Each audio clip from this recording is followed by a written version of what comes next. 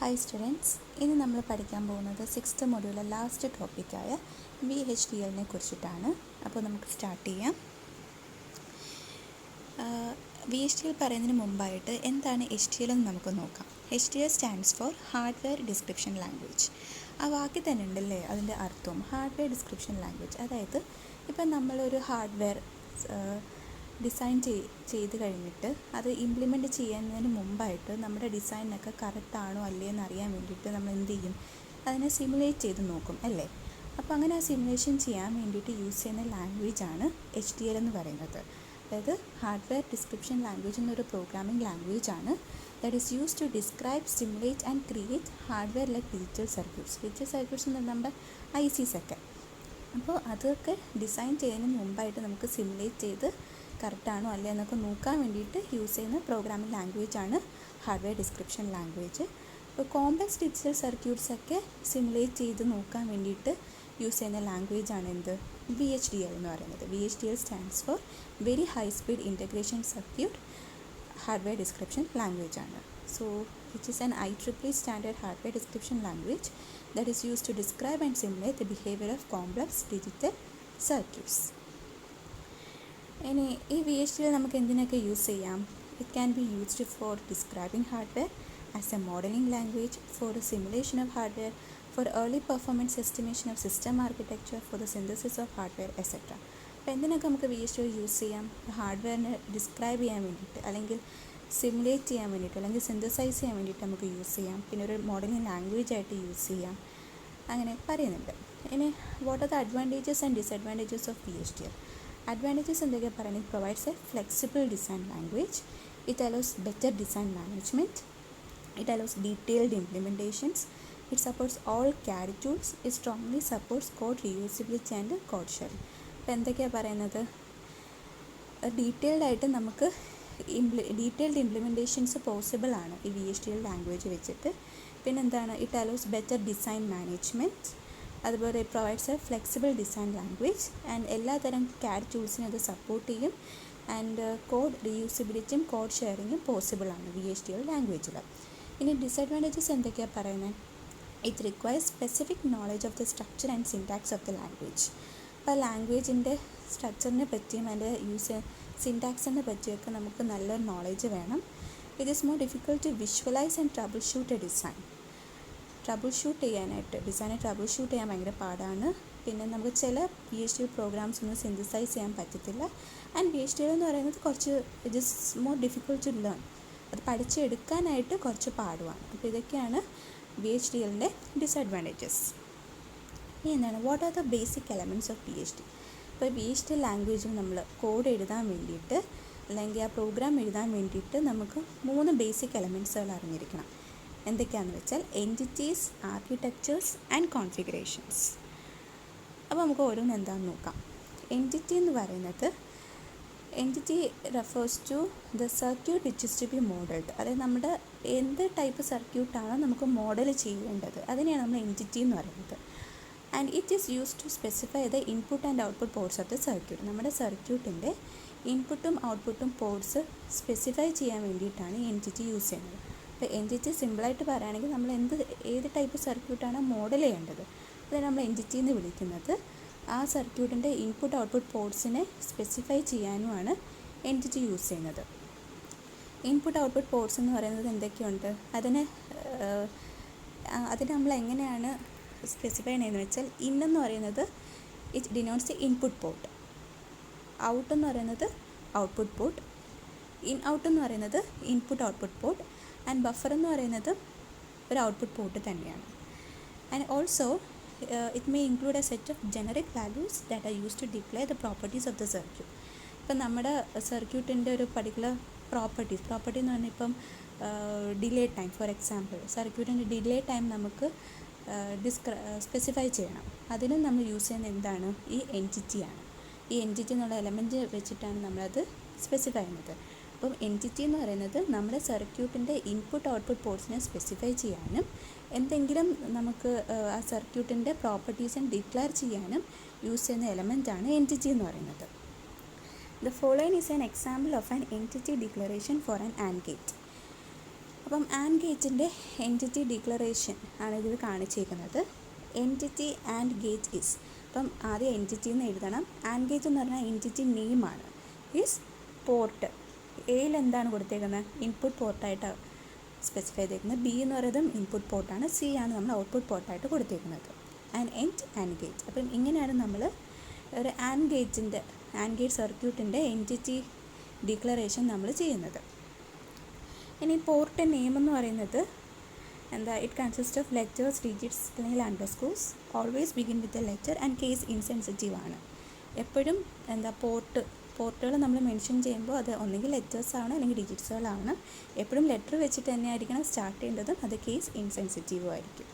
അപ്പം എൻറ്റിറ്റി എന്ന് പറഞ്ഞാൽ എന്താണ്? നമ്മുടെ സർക്യൂട്ടിൻ്റെ ഇൻപുട്ട് ഔട്ട്പുട്ട് പോർട്സ് സ്പെസിഫൈ ചെയ്യാൻ വേണ്ടിയിട്ടും ആൻഡ് ഓൾസോ നമ്മുടെ സർക്യൂട്ടിൻ്റെ പ്രോപ്പർട്ടീസ് ഡിക്ലെയർ ചെയ്യാൻ വേണ്ടിയിട്ടും യൂസ് ചെയ്യുന്ന എലമെൻ്റാണ് എൻറ്റിറ്റി എന്ന് പറയുന്നത്.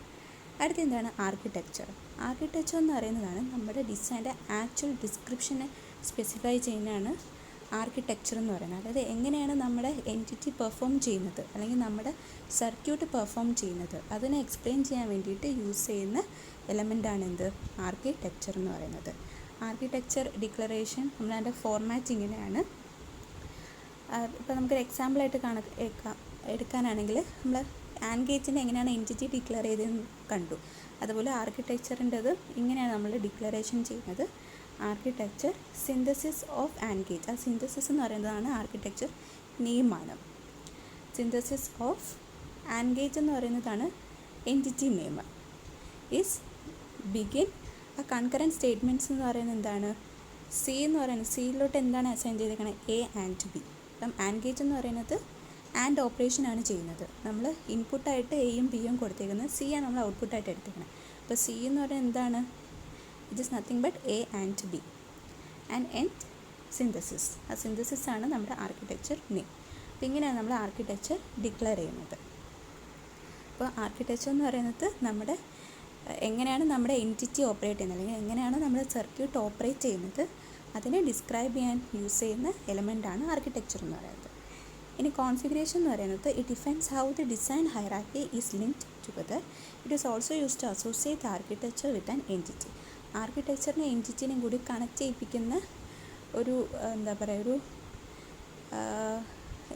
ലിങ്കാണ് അല്ലെങ്കിൽ എങ്ങനെയാണ് ആ ഡിസൈൻ ഹൈറാർക്കി ലിങ്ക് ചെയ്തേക്കുന്നത് എന്ന് ഡിഫൈൻ ചെയ്യാൻ വേണ്ടിയിട്ട് യൂസ് ചെയ്യുന്ന ഒരു എലമെൻ്റാണ് കോൺഫിഗറേഷൻ എന്ന് പറയുന്നത്. ആൻഡ് കോൺഫിഗറേഷൻ ഡിക്ലറേഷൻ്റെ സിൻടാക്സ് ആണ് ഇതിൽ കാണിച്ചേക്കുന്നത്. Okay, so it is use to associate the architecture with the entity. അപ്പോൾ 3 ബേസിക് എലമെൻറ്റ്സുകൾ എന്തൊക്കെയാണ്? Entity, architecture and configuration.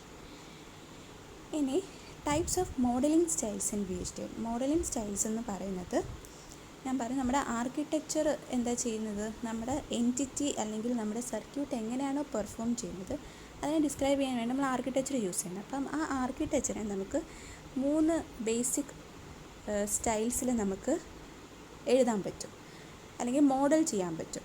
ആ 3 ടൈപ്സുകളാണ് ഇവിടെ പറയുന്നത്. Data flow modelling, behavioural modelling and structural modelling. Data flow modelling എന്ന് പറയുന്നത് ഇപ്പോൾ നമ്മുടെ എൻറ്റിറ്റീനെ ഒരു ഡിസൈൻ ഇക്വേഷൻസ് വെച്ചിട്ട് ആണ് നമ്മൾ ഡിസ്ക്രൈബ് ചെയ്യാൻ പോണത്. അതായത് ഇപ്പോൾ ഡിസൈൻ ഇക്വേഷൻസ് എന്ന് ബൂളിയൻ എക്സ്പ്രഷൻസ് വെച്ചിട്ടാണ് ഡിസ്ക്രൈബ് ചെയ്യാൻ പോകണമെങ്കിൽ അതിന് നമ്മൾ ഡേറ്റ ഫ്ലോ മോഡലിംഗ് എന്നാണ് പറയുന്നത്.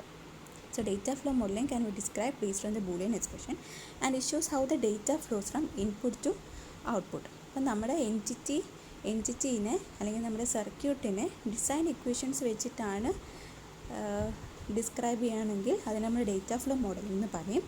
ബിഹേവിയറൽ മോഡലിംഗ് എന്ന് പറയുന്നത് നമ്മൾ എൻറ്റിറ്റീസിനെ ഒരു സെറ്റ് ഓഫ് സ്റ്റേറ്റ്മെൻറ്റ്സ് ആയിട്ടാണ് ഡിസ്ക്രൈബ് ചെയ്യാൻ പോകണമെങ്കിൽ അതിനെയാണ് നമ്മൾ ബിഹേവിയറൽ മോഡലിംഗ് എന്ന് പറയുന്നത്. In order to explain the behaviour of the circuit, ആ സർക്യൂട്ടിൻ്റെ ബിഹേവിയറിനെ എക്സ്പ്ലെയിൻ ചെയ്യാൻ വേണ്ടിയിട്ട് നമ്മൾ എൻറ്റിറ്റീസിനെ ഒരു സെറ്റ് ഓഫ് സ്റ്റേറ്റ്മെൻറ്റ്സ് ആയിട്ടാണ് ഡിസ്ക്രൈബ് ചെയ്യണമെങ്കിൽ അതിന് നമ്മൾ ബിഹേവിയറൽ മോഡലിംഗ് എന്നാണ് പറയുന്നത്. ആൻഡ് സ്ട്രക്ചറൽ മോഡലിംഗ് എന്ന് പറയുന്നത് എന്താണ്? ഇപ്പം നമ്മൾ എൻറ്റിറ്റീസിൻ്റെ സ്ട്രക്ചറിനെ ഫങ്ഷനെയും സ്പെസിഫൈ ചെയ്യാൻ വേണ്ടിയിട്ട് എൻറ്റിറ്റീസിനെ ഒരു it is described as a set of interconnected components. അതാണ് കണക്ഷൻ ഓഫ് സബ് മൊഡ്യൂൾസ് എന്ന് പറയുന്നത്. ഇൻ്റർ കണക്റ്റഡ് കമ്പോണൻറ്റ്സ് ആയിട്ടാണ് എൻറ്റിറ്റീസിനെ ഡിസ്ക്രൈബ് ചെയ്യണമെങ്കിൽ for explaining the structure and function of the entity of the circuit, അതിനെ നമ്മൾ സ്ട്രക്ചറൽ മോഡലിംഗ് എന്ന് പറയുന്നത്. മനസ്സിലായ? മോഡലിംഗ് സ്റ്റൈൽസ് എന്ന് പറഞ്ഞാൽ ഒന്നുമില്ല, നമ്മൾ ആർക്കിടെക്ചറിൽ എങ്ങനെയാണോ നമ്മൾ എൻറ്റിറ്റീനെ ഡിസ്ക്രൈബ് ചെയ്യുന്നത്, എങ്ങനെയാണ് ആ എൻറ്റിറ്റി പെർഫോമൻസ് ഓഫ് ദി എൻറ്റിറ്റീനെ നമ്മൾ ഡിസ്ക്രൈബ് ചെയ്യാൻ വേണ്ടിയിട്ട് യൂസ് ചെയ്യുന്ന സ്റ്റൈൽസുകൾ. ഇപ്പോൾ ഡേറ്റ ഫ്ലോ മോഡലിംഗ് ആണെങ്കിൽ ആ എൻറ്റിറ്റീനെ നമ്മൾ ഡിസൈൻ ഇക്വേഷൻസ് വെച്ചിട്ടായിരിക്കും സ്പെസിഫൈ ചെയ്യുന്നത്. ബിഹേവിയർ മോഡൽ എന്ന് പറഞ്ഞാൽ എൻറ്റിറ്റിയുടെ ബിഹേവിയറിനെ ഒരു സെറ്റ് ഓഫ് സ്റ്റേറ്റ്മെൻറ്റ്സ് ആയിട്ടാണ് നമ്മൾ സ്പെസിഫൈ ചെയ്യണമെങ്കിൽ അതിന് ബിഹേവിയർ മോഡൽ എന്ന് പറയും. സ്ട്രക്ചറൽ മോഡൽ എന്ന് പറയുന്നത് എന്താണ്? ആ എൻറ്റിറ്റി അല്ലെങ്കിൽ സർക്യൂട്ടിൻ്റെ സ്ട്രക്ചറിനെയും ഫങ്ഷനെയും നമുക്ക് സ്പെസിഫൈ ചെയ്യണം. എങ്ങനെ? As a set of interconnected components. അതിനാണ് നമ്മൾ സ്ട്രക്ചറൽ മോഡലിംഗ് എന്ന് പറയുന്നത്. ഇനി Vhdl objects. Vhdl defines 3 basic types of objects. എന്തൊക്കെയാണെന്ന് നോക്കാം. ഫസ്റ്റ് എന്ന് പറയുന്നത് കോൺസ്റ്റൻ്റ് എന്ന് പറയാൻ നമുക്കറിയാം, ഒരു സിംഗിൾ വാല്യൂ മാത്രമേ കോൺസ്റ്റൻറ്റിനകത്ത് കാണത്തുള്ളൂ. And it cannot be change during the simulation. ആ സിമുലേഷൻ നടക്കുന്ന സമയത്ത് എന്താ പറയുക, കോൺസ്റ്റൻ്റ് വാല്യൂ ചേഞ്ച് ചെയ്യാൻ പറ്റില്ല, അതൊരു ഫിക്സഡ് ആയിരിക്കും, ഫിക്സഡ് വാല്യൂ ആയിരിക്കും അത് ഹോൾഡ് ചെയ്യുന്നത്. അതാണ് നമ്മൾ കോൺസ്റ്റൻ്റ് എന്ന് പറയുന്നത്. വേരിയബിൾ എന്ന് പറയുന്നത് എന്താണ്? വേരിയബിൾ എന്ന് പറയുന്നതും ഒരു സിംഗിൾ വാല്യൂ ആയിരിക്കും അത് ഹോൾഡ് ചെയ്യുന്നത്, പക്ഷേ അതിൻ്റെ വാല്യൂസ് നമുക്ക് സിമുലേഷൻ ടൈമിൽ നമുക്ക് ചേഞ്ച് ചെയ്യാൻ പറ്റും. And the variables are assigned by the assignment operator : (=). അപ്പോൾ നമുക്ക് വേരിയബിൾസ് എന്ത് ചെയ്യാൻ പറ്റും? അതൊരു സിംഗിൾ വാല്യൂ അത് ഹോൾഡ് ചെയ്യത്തുള്ളൂ, പക്ഷേ അത് നമുക്ക് സിമുലേഷൻ്റെ ടൈമിൽ ആ വേരിയബിൾസ് ചേഞ്ച് ചെയ്യാൻ പറ്റും. കോൺസ്റ്റൻറ്റും സിംഗിൾ വാല്യൂ ഹോൾഡ് ചെയ്യത്തുള്ളൂ, പക്ഷേ നമുക്ക് സിമുലേഷൻ്റെ സമയത്ത് കോൺസ്റ്റൻറ്റ് വാല്യൂ ചേഞ്ച് ചെയ്യാൻ പറ്റത്തില്ല, അത് ഫിക്സ്ഡ് ആയിരിക്കും. ആൻഡ് സിഗ്നൽസ് എന്ന് പറയുന്നത് എന്താണ്?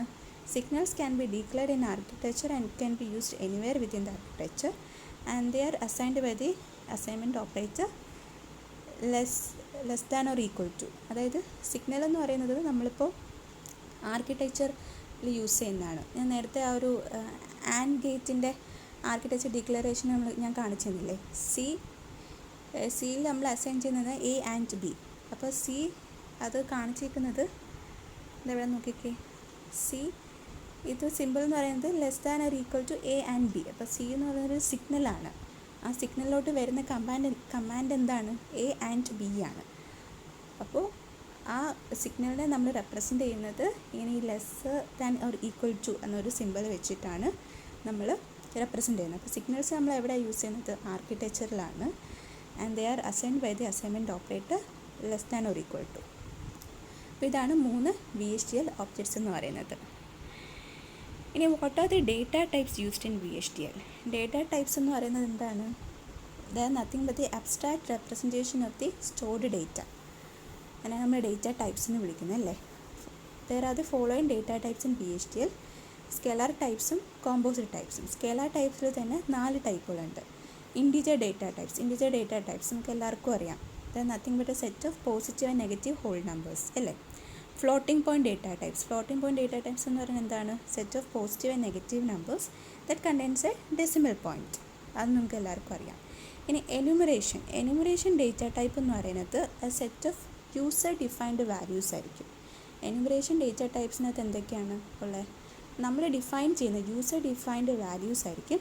And it is use to increase the readability of the കോഡിൻ്റെ റീഡബിലിറ്റി കൂട്ടാൻ വേണ്ടിയിട്ടാണ് ഈ എനുമറേഷൻ ഡേറ്റ ടൈപ്പ് യൂസ് ചെയ്യുന്നത്. അപ്പോൾ എനുമറേഷൻ ഡേറ്റ ടൈപ്പ് എന്ന് പറയുന്നത് set of user defined values ആണ്, use to increase the readability of the code. And physical data type എന്ന് പറയുന്നത് ഇറ്റ് ഡിസ്ക്രൈബ്സ് ദി എന്താ പറയുക measurements of the some physical properties. അതായത് ഇപ്പോൾ വോൾട്ടേജ്, കറണ്ട്, ടൈം, അങ്ങനെയൊക്കെ നമുക്ക്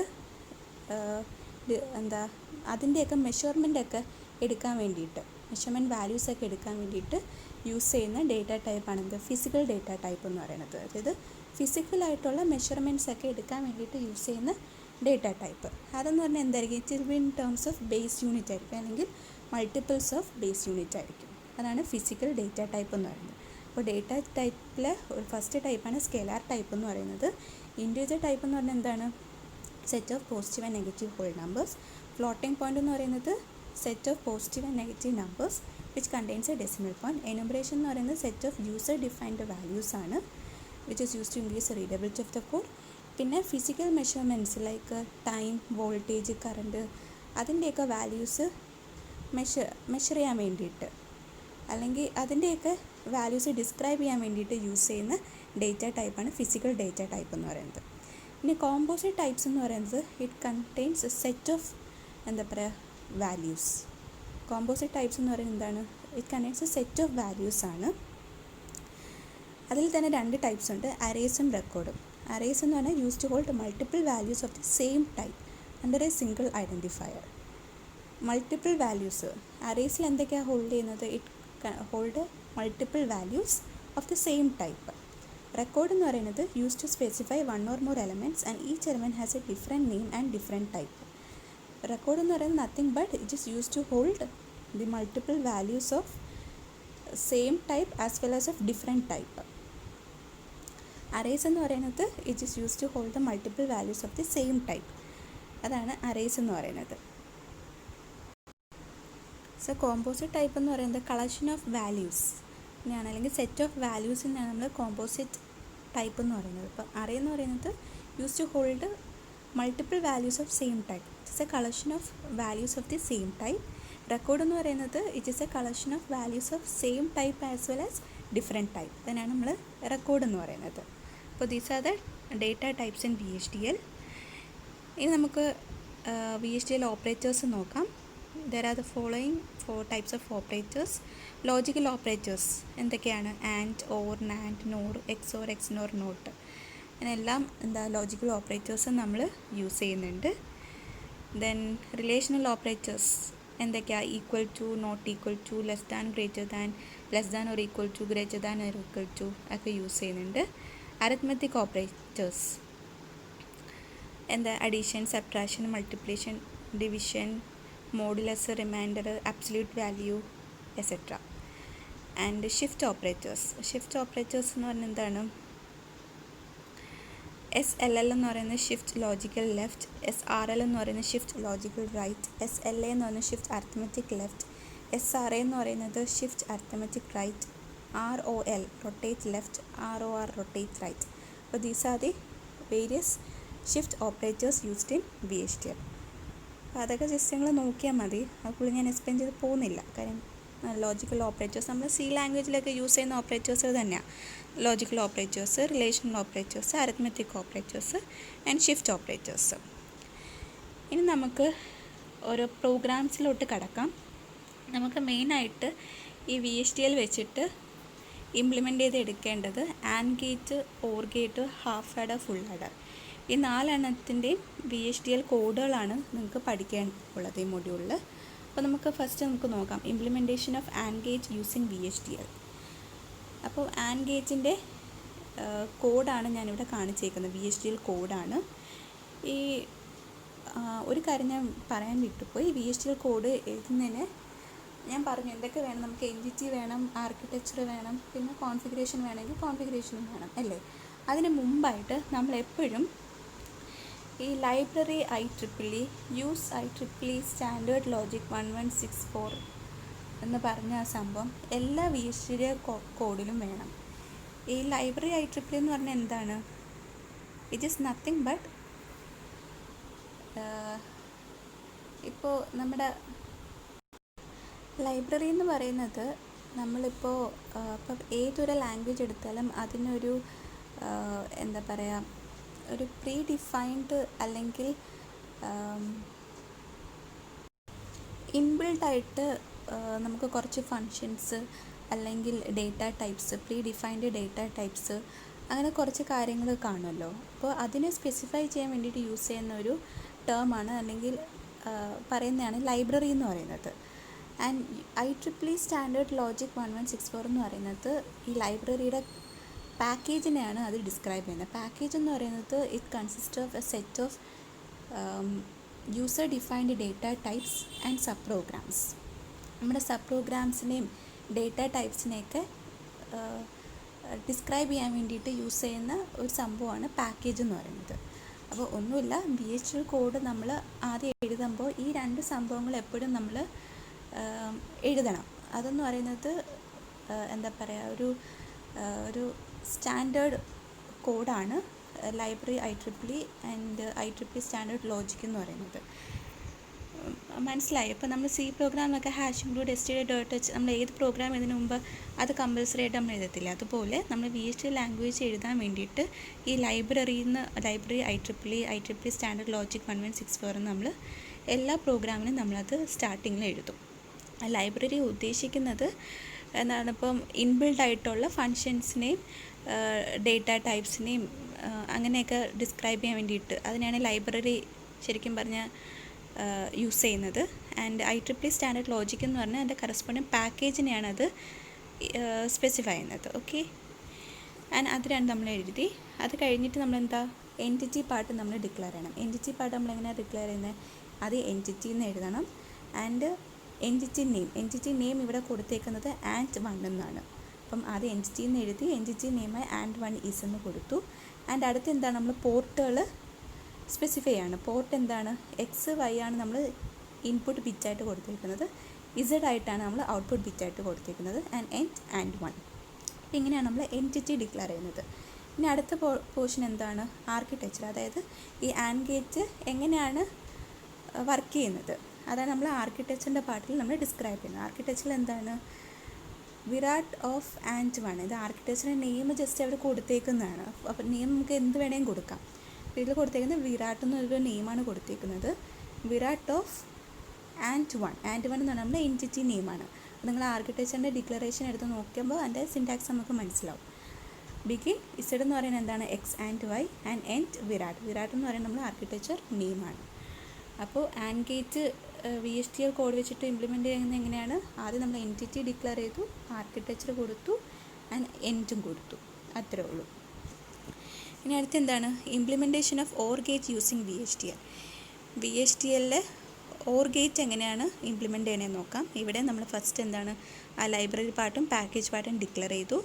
പിന്നെ അടുത്തത് എൻറ്റിറ്റി ഓർ വൺ ആണ് നമ്മൾ എൻറ്റിറ്റി നെയിമായിട്ട് കൊടുത്തത്. പോർട്ടുകൾ ഡിസ്ക്രൈബ് ചെയ്തു. ആൻഡ് ആർക്കിടെക്ചർ ഇവിടെയും പേര് കൊടുത്തേക്കുന്നത് വിരാട് എന്നാണ്, നമുക്ക് ഇഷ്ടമുള്ള കൊടുക്കാം കേട്ടോ. ബിഗിൻ Z എന്ന് പറഞ്ഞാൽ എന്താണ്, X or Y ആണ്, ആൻഡ് എൻഡ് വിരാട്. ഇനി അടുത്ത് എന്താണ്, implementation of half adder using VHDL വെച്ചിട്ട് ഹാഫ് ആഡർ നമ്മൾ എങ്ങനെയാണ് ഇംപ്ലിമെൻറ്റ് ചെയ്യുന്നതെന്നാണ് നോക്കുന്നത്. നമ്മൾ ആദ്യം ലൈബ്രറിയും പാക്കേജും ഡിക്ലെയർ ചെയ്തു.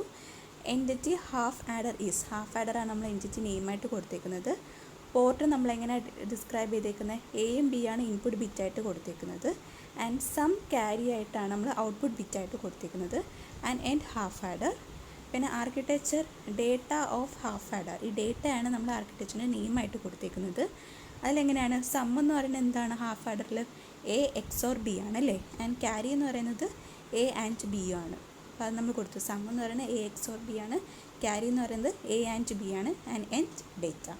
ഇത്രയേ ഉള്ളൂ എൻ്റെ പ്രോഗ്രാമിംഗ് എന്ന് പറയുന്നത്. നമ്മൾ എൻറ്റിറ്റിയും ആർക്കിടെക്ചറും മാത്രമേ ഉള്ളൂ. ഇനി അടുത്ത എന്താണ്, ഫുൾ ആഡറിൻ്റെ എങ്ങനെയാണ്, നമ്മൾ entity full adder is, port എന്ന് പറഞ്ഞാൽ എന്താണ്, ഫുൾ ആഡറിൽ 3 ഇൻപുട്ടുകളാണല്ലേ വരുന്നത്. അപ്പോൾ ABC ഇൻപുട്ട് ബിറ്റായിട്ട് കൊടുത്തു, സം ക്യാരി ഔട്ട്പുട്ട് ബിറ്റായിട്ടും കൊടുത്തു. And architecture data of full adder is എങ്ങനെയാണ്, സം എന്ന് പറയുന്നത് A XOR B XOR C ആണ്. ആൻഡ് ക്യാരി എന്ന് പറഞ്ഞാൽ എന്താണ്, AB + BC + AC ആണല്ലേ ക്യാരി എന്ന് പറയുന്നത്. അപ്പോൾ അതിനാണ് A and B or B and C or A and C എന്ന് കൊടുത്തേക്കുന്നത്. And end data. അപ്പോൾ പ്രോഗ്രാം എഴുതാനായിട്ട് ഇപ്പോൾ ഈ ആൻഡ് ഓറ് ഹാഫ് ആഡർ ഫുൾ ആഡറൊക്കെ നമുക്ക് ഈസി ആയിട്ട് തോന്നും. പക്ഷേ ബാക്കി കുറച്ച് ഇപ്പം മൾട്ടിപ്ലെക്സർ അല്ലെങ്കിൽ ഡീമൾട്ടിപ്ലെക്സർ, ഡീകോഡർ, എൻകോഡർ, അതിൻ്റെയൊക്കെ പ്രോഗ്രാമൊക്കെ ചിലപ്പോൾ കുറച്ച് വലുതായിട്ട് വരും. അപ്പോൾ നിങ്ങൾക്ക് ഈ ചെറിയ പ്രോഗ്രാംസ് മാത്രം ഇപ്പോൾ പഠിച്ചാൽ മതി. ആൻഡ് ഗേറ്റിൻ്റെയും ഓർ ഗേറ്റിൻ്റെയും ഹാഫ് ആഡറിൻ്റെയും ഫുൾ ആഡറിൻ്റെയും. നിങ്ങൾക്ക് ജസ്റ്റ് ബേസിസ്, VHDLൻ്റെ ജസ്റ്റ് ബേസിസ് മാത്രമേ നിങ്ങൾ ഈ മൊഡ്യൂളിൽ പഠിക്കുന്നുള്ളൂ. അപ്പോൾ നിങ്ങൾ ജസ്റ്റ് ഈ പ്രോഗ്രാം നോക്കുക, മനസ്സിലാകാത്തത് എന്നോട് ചോദിച്ചാൽ മതി. ഓക്കെ, അപ്പോൾ ഇത്രയേ ഉള്ളൂ VHDLനെ കുറിച്ചിട്ട്. എൻ്റെ ലെക്ചർ നോട്ട് എഴുതിയിട്ട് എനിക്ക് അയച്ചു തരണം. മനസ്സിലാവാത്തത് ചോദിക്കുകയും വേണം. Okay, thank you.